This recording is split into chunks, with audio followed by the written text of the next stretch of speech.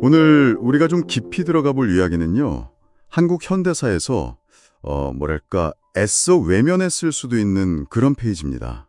바로 그 양공주라고 불렸던 여성들의 삶인데요.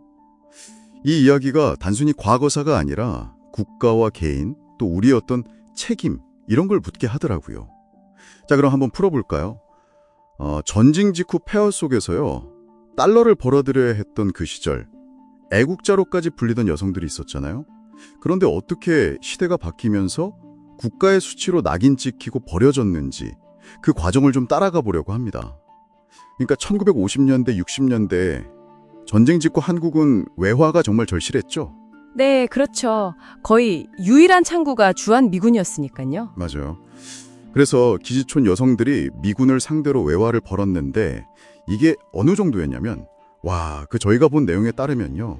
60년대에는 이 외화 수입이 당시 GNP, 그러니까 국내 총생산의 무려 25%에 달했다는 전부 기록도 있더라고요. 25%면 어마어마한 거죠, 사실. 네, 달러벌이 전사라는 말까지 나왔을 정도니까요. 단순 개인의 생계 문제, 이걸 넘어서는 거죠. 맞습니다. 그런데 여기서 좀 흥미로운 게 국가의 역할이에요.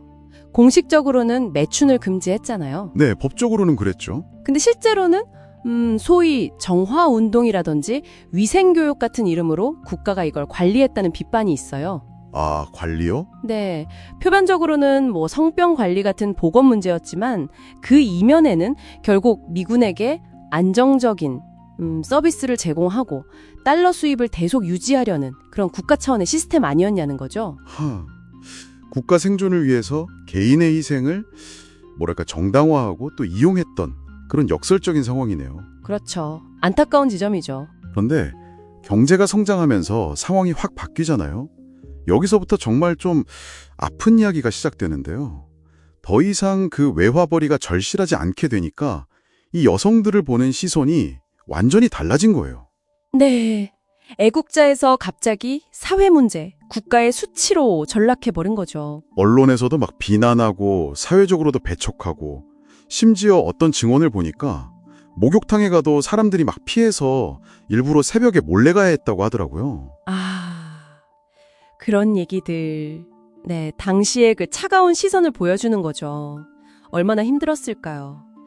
근데 더 비극적인 건요. 이 과정에서 정말 어린 10대 소녀들까지도 취직시켜준다 이런 말에 속아서 넘어간 거예요. 인신매매요? 네, 인신매매로 팔려와서 성매매를 강요당한 거죠. 감금당하고 폭력에 시달리고 빚대운에 벗어나지도 못하고. 상상만 해도 끔찍한데요. 심지어 폭력으로 목숨을 잃는 경우도 있었는데 제대로 수사조차 안 된 경우가 많았다고 해요. 이게 또 미군 관련 사건이고 하니까 복잡하고 사회적으로도 무관심하고. 개인의 비극이 그냥 묻혀버린 거군요. 그렇죠. 이걸 좀 더 넓게 보면 국가가 과거의 책임을 좀 회피하려는 모습도 보여요. 예를 들어 동두천의 그 옛날 성병관리소, 몽키하우스라고 불리던 곳 있잖아요. 네, 들어봤어요. 그런 역사의 증거들마저 이제는 지우려고 한다는 비판도 있거든요. 과거를 인정하지 않으려는 태도로 비춰질 수 있는 거죠. 이 비극이 여기서 끝이 아니잖아요. 미군과 관계에서 태어난 아이들, 그 GI 베이비 문제도 있고요. 맞아요. 그 아이들은 또 얼마나 많은 사회적 냉대와 편견 속에서 살았겠어요. 결국 해외 입양으로 보내지는 경우가 많았죠. 우리가 아는 그 해외 입양의 역사와도 이게 또 연결되는 지점이고요. 미국으로 건너간 여성들 역시 우리가 살펴본 내용들을 보면 대부분 빈곤이나 차별 속에서 굉장히 힘겹게 살았다고 하고요. 네, 그리고 이게 과거 이야기가 아니라 지금도 이어지고 있다는 게 더 마음 아픈 현실이에요. 지금도요? 네, 그때 그 여성분들이 이제 연세가 드셔서 70대, 80대 할머니가 되셨는데 여전히 그 기지촌 주변에서 병들고 가난하게 살고 계신 분들이 많거든요. 근데 국가는 여전히 좀 외면하고 있는 거죠. 제대로 된 지원이나 사과 없이요. 그 동두천 상패동에 가면 관리되지 않는 공동묘지가 있는데 네. 그 모습이 마치 죽어서까지도 계속되는 그분들의 소외를 보여주는 것 같아서 참 상징적인 장면이죠. 정말 오늘 우리가 깊이 파고든 이 이야기가 결국은 국가의 필요에 따라서 한 개인의 삶이 또 여성들의 삶이 어떻게 애국자도 되었다가 수치도 될 수 있었는지 그 극단적인 변화와 그림자를 보여주는 것 같습니다. 네. 분명 마주하기 불편하죠. 불편하지만 외면할 수는 없는 우리 역사의 단면인 거예요. 그렇죠. 이 아픈 역사를 기억하는 게 단순히 과거를 되짚는 것 이상인 것 같아요.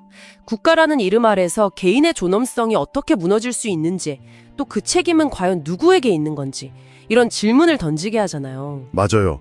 역사를 제대로 봐야 같은 비극을 막을 수 있겠죠. 네, 그래야만 합니다. 오늘 이 깊은 이야기가 당신에게도 이런 질문을 던졌으면 좋겠습니다. 우리가 지금 당연하게 누리고 있는 이 현재는 어쩌면 이름도 없이 사라져간 누군가의 눈물과 희생 위에 서 있는 건 아닐까? 그 기억의 무게를 우리는 앞으로 어떻게 감당하고 또 책임져야 할까요? 어때요? 오늘 불편했지만 유익한 시간 되셨나요? 오늘 우리는 양공주라 불렸던 비극의 역사를 통해 폐허 위에서 달러를 벌며 애국자로 묵인되었던 이들이 어떻게 국가의 수치로 전락하고 결국 모두에게 버림받은 존재가 되었는지를 파헤쳐 보았습니다. 그리고 그 속에서 태어난 아이들의 끝나지 않는 비극까지 마주했습니다. 이들의 삶은 단순히 과거의 이야기가 아닙니다.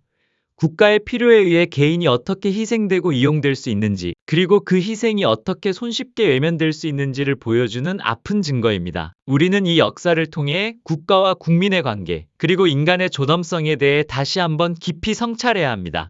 음모론이라는 딱지 뒤에 숨겨진 진실을 꿰뚫어 보는 것은 단순히 과거를 비난하기 위함이 아닙니다. 이러한 아픈 역사를 직시하고 기억해야만 비로소 우리가 더 정의롭고 인간적인 사회를 만들어갈 수 있기 때문입니다. 부끄럽고 아픈 역사라 하여 외면하고 지우려 할수록 그 그림자는 더욱 짙게 드리워질 것입니다. 다시는 국가의 필요라는 명분 아래 개인이 희생되고 버림받는 비극이 반복되지 않도록 버려진 이름들을 기억하는 것이 바로 우리 모두의 책임일 것입니다.